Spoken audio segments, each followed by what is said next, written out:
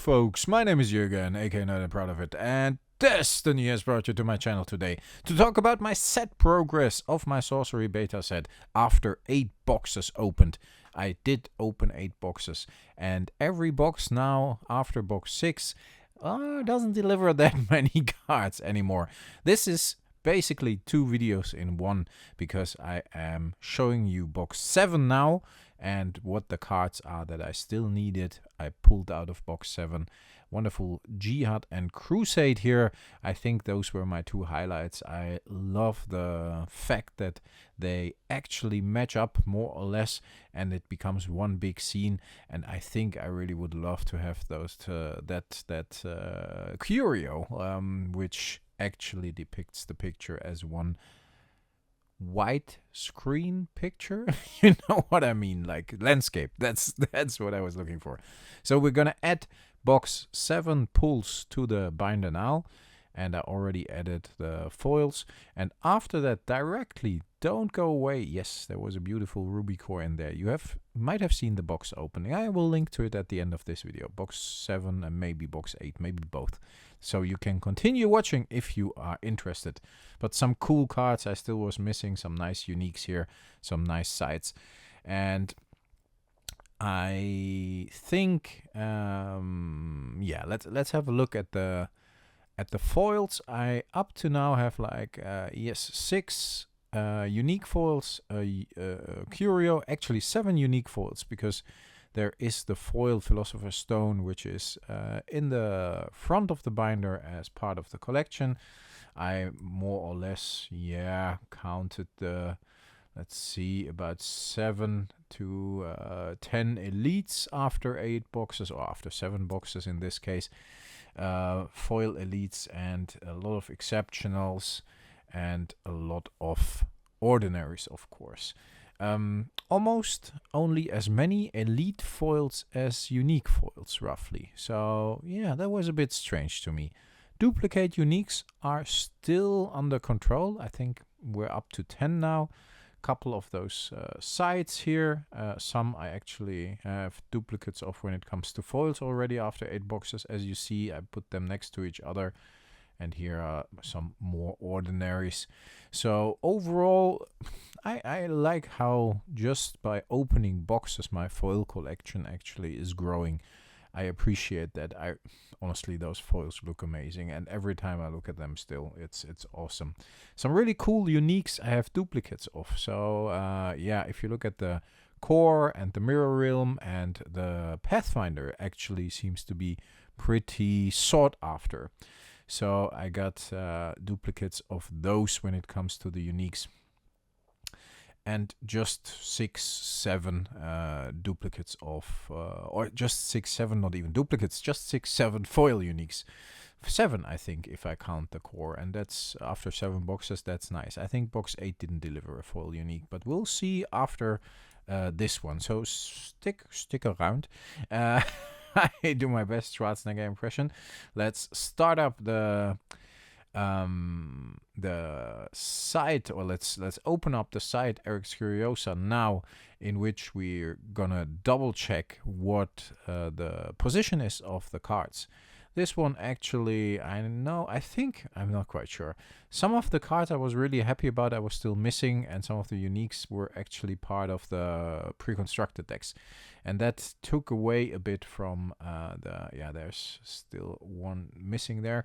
So first page almost complete. That took away a bit from the experience of opening some of those uniques. I have to admit that. I was like, oh yeah, I needed that, and then I was like, okay, it was part of the pre-constructed deck. I just could have taken it out there. I leave my pre-constructed decks unaltered, so I can always play with them, but still. Crusade, awesome card. Definitely a very nice side swing or hit against Magic the Gathering, which declared the Crusade artwork, on which this expands on. Actually, it's just one night, and it's called Crusade. I might be able to put it up on the screen so you can compare it. And they declared it like cultural inappropriate, which is a bit strange because it's a historical event. But this art actually expands on it and shows several nights. and I honestly really like the artwork, especially together with the jihad, which is really nice as well. Also cultural inappropriate, I think, in Magic the Gathering. The Ghost Ship, also a nice the dark card, actually next to the Giant Shark, which is also the dark card from Magic the Gathering. Might that be a coincidence? Maybe not. I'm not sure. Maybe they planned it that way. But I still was missing that, and I think it's beautiful. It looks a bit like the ship of Salazar in the fourth Pirates of the Caribbean. The thing that opens up, you know what I mean? Let's have a look. Where do we put the Jihad? Unique aura of Sealess Devotion. You may summon fire minions to affected sites. Very nice, very nice. I think this piece of art,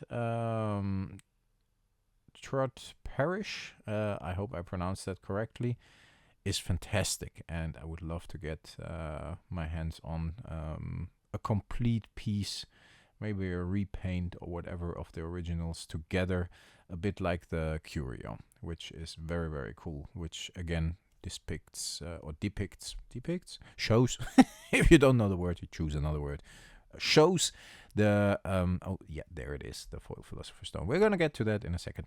Just, I like to browse through the binder and see that. Now, if you don't know a word, choose another. Last mix, the Terra, I was still missing that one. I have many duplicates of Air. I have a couple of duplicates of Ignis, I think, and yeah, I'm not sure. Yeah, but yeah, this was the last one, and I really think it is cool to have those mixes complete. But looking at how many airs I got, or air, mix air, that's really weird. Midland Army is actually before that, yes, before the mix, which is logical because it's a D and the mix is an X. And if I go through the set alphabetically, this should be before. Folks, I don't know if you have seen, before we get to the Ruby Core, if you have seen the box prices after it has been announced that the reprint will be coming for Europe. I think they hold quite steady still. They haven't dropped. Maybe everybody's like cautiously waiting to see how many boxes will be reprinted or how the supply is when the boxes come out. I'm not quite sure. I definitely felt a lot of people selling cards and selling more cards. Yeah, beautiful Ruby Core. I really love that. Melissa Benson, of course, an old Magic the Gathering master and also a master in sorcery. I really like her art, especially the Lord of Atlantis is one of my absolute all-time favorites. No, I don't know if you have seen this, but yeah, I have the feeling some people didn't take it well that the beta will be reprinted. Yggdrasil, the World Tree, very, very nice art. I can flip through this binder all day long and I still will discover a lot of stuff I haven't seen yet, especially if you look at the fantastic detail on a card like this, which is just showing a wonderful landscape and a really cool castle, and I really would like to see that in like a mural or whatever. That would be awesome, like a poster of 1 by 2 meters or something. Would be really nice. I don't know how big the original is. Very much reminds me of the Vesuvian Doppelganger, the self-same Simulacrum. Very cool card, of course, as well. I don't know how the Curio looks because it is very similar. I think that will be very easy to miss for me when it comes to those Curios that are just a little bit different and maybe mirrored or whatever. But it's a very cool idea. I like that. Happy to have one Curio, the Avatar of Earth, as you saw in the beginning. Yeah, this one, of course, looks pretty awesome too. The color Out of Space. I think Brian Smith, one of my favorites when it comes to artists as well. I think he drew a couple of really, really cool pieces, if I remember correctly. But I think, that one is really unique. Same goes for the Vault of Zool. Reminds me of Ghostbusters. Zool. Zooly. Yes, unique site. Very nice. I got some cool uniques, and I think I had more uniques and elites I still was missing in box 7 than in box 8. So let's switch to box 8 now, and we're gonna continue right away. We're gonna add the foils first and the duplicate uniques. I keep the duplicate elites in sleeves and not in the binder because it would get too full. But I add all the foils and all the duplicate uniques to the binder, to the back of the binder, as you can see. And these are the cards I still was missing out of box 8. So that's like 4, 5, 6 cards. Yeah, the more boxes you open, the less cards you are missing. The looks like Jester's cap, but we'll have a look at that in a second. Still at no foil uniques, if I remember correctly, but we will have a look at it in a second.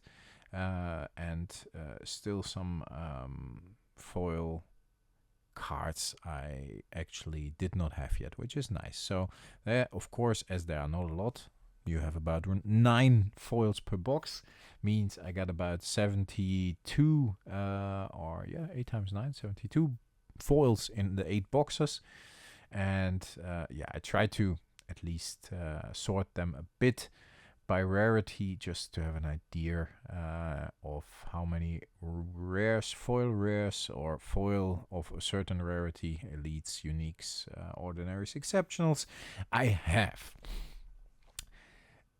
And overall, I'm quite happy that there is not a lot of duplication in the foils, because some of them are really, really cool, and some of them are hard to get, and some of them are like incredibly hard to get. I didn't think after opening my first case, in which I opened 4 Philosopher's Stones, one of them foil, that the stone would make itself so rare, and that some people have opened 15 boxes without opening 1 stone. I thought like, yeah, it was easy. So yeah, I got rid of a couple of non-foil stones. That's why the foil stone is in the middle of the binder, just to buy a few more boxes. And those boxes didn't deliver a non-foil stone, so now I'm just sitting on my foil stone, and that's about it. I actually hope to draw another non-foil. I was pretty certain I would. I counted my luck already. And yeah, I up to now still got a couple of boxes in this case. This is the 3rd box. The 8th box is the 3rd box of the of a sealed case. Box 1 was okay, box 2 was box 3 now was okay as well. Had some nice uniques I still was missing. Overall, I think I had some good boxes. I mean, the first box, this one delivered me a curio and some foil uniques, so I don't complain at all. And the second box was okay, I think, and the third box now was moi, or the other way around. The second box was moi, and the third box was moi. All right, it is what it is. I'm looking forward to open those other 3 boxes. Do you still have boxes? Let me know in the comments. I think I will open one soon. It depends. Yeah, very nice. The foil avatars are really, really cool. Maybe I'm waiting a bit just to see if I still like need to keep 1 or 2 sealed for sealed play down the road, if there isn't a lot of beta reprint coming to Europe. We'll see. I'm in the mood of opening another box, but yeah, if the price now stays around 200, 250 bucks, whew, it's an expensive box to open, even if you paid like 100, 70 or whatever. Let's see. We put the unique duplicates on this side, and then we have, I want to put the boots I actually now have twice, and I want to put the sides next to each other. Yeah, please be quiet out there, I'm recording. And yes, of course, the boots next to each other, because that's the only unique I actually now have 3 copies of. Exception for the Philosopher's Stone, which I already sold for a few more boxes. But for the rest, as you see, no more than one duplicate for every unique I have duplicates of, except for the boots. Yeah, overall, I'm okay with the amount of duplicates, and overall I'm okay with how many cards I still miss. Yeah, let's start the recording again now, and then we can check on the site. Eric's Curiosa is where I check the set. You can just filter on set. You can actually filter on cards, rarity, whatever. I like that. I like the whole card database. Very cool. Now, I don't miss that much cards after now this 8th box. We're gonna count it at the end, and we're gonna have a look at it. But overall, I think it's fair to say that I have been quite lucky. I think if I open another box, and I think I just will open one more of this case, the 4th box of this case. Yeah, this page is complete now already, so that's really weird. That's awesome. I think I will open one more just to see how many duplicates I actually get, and if there's even like 1 or 2 cards in that box I still need. And if not, then it might not make sense with these high box prices to just rip them open and yeah, not keep them for sealed play or whatever. Because normally I open boxes only for play and for sorcery. I made an exception. I think that's okay, because I was trying to complete the set opening boxes, which is nice and which was a lot of fun. I think it's really a cool experience. It's a bit very nostalgic to me. A bit like my first Magic the Gathering experiences when it came to opening packs and boxes and so on. So I don't regret anything. I'm happy I opened those 8 boxes. It's incredible how much bulk I have now after 8 boxes, but it's also very cool. Yeah, the River of Flame just looks fantastic. Those sides are something. It's really, really cool. I do think that it might make more sense to keep 1 or 2 boxes sealed for down the road, but I'm happy I opened some, like I said. The Ultimate Horror, I actually have this one in foil in the back of the binder, as you might have seen, or as you saw. It is a really, really awesome card. I think the art is fantastic, and all the cards that have this style are just phenomenal. But overall, I am happy I got this in non-foil as well. So yeah, I was thinking about replacing the non-foil versions with the foil versions I have to see how far I am in the foil set, but that would be very how do you call it? Very misleading, maybe is the right word, because then Cinco, very cool card. Love the Magic the Gathering card as well. Then I would be a bit distracted from how many cards I actually still miss. If I have, for example, 5 foils or something, and I don't have the non-foil version of the card yet, then I think it would be a bit, weird to actually have a good oversight of what I'm still missing and what I'm not missing. So I keep the foils to the foils, and I won't be able to complete the foil set with a couple of boxes I still have anyways. So yeah, I think you need to open at least like 20 plus boxes to start thinking about the foil set. The Ultimate Horror up there is really, really cool. I think 2 cards still missing on this page. And the Zeppelin is actually the last card in the set, as you see, and I put a rubble in there as well, as it is not officially part of the set when you filter on the actual base set. I think it's more like a token or whatever. But let's count the cards. That's 3, 4, 5, 6, 7, 8. These pages are complete. 9, 10, and 3 is 13. This page actually is also complete. 14, 15. Then we got 4, that's 19. 20, yeah, the binder filling up nicely. 22 and 24. Cool page here, of course, a lot of heavy hitters. 26, 28. Also a very nice page when you look at it. 29. This one is complete as some others. And then that's 2, that's 31. And 2 is 33. 35. Yeah, 35 cards still missing.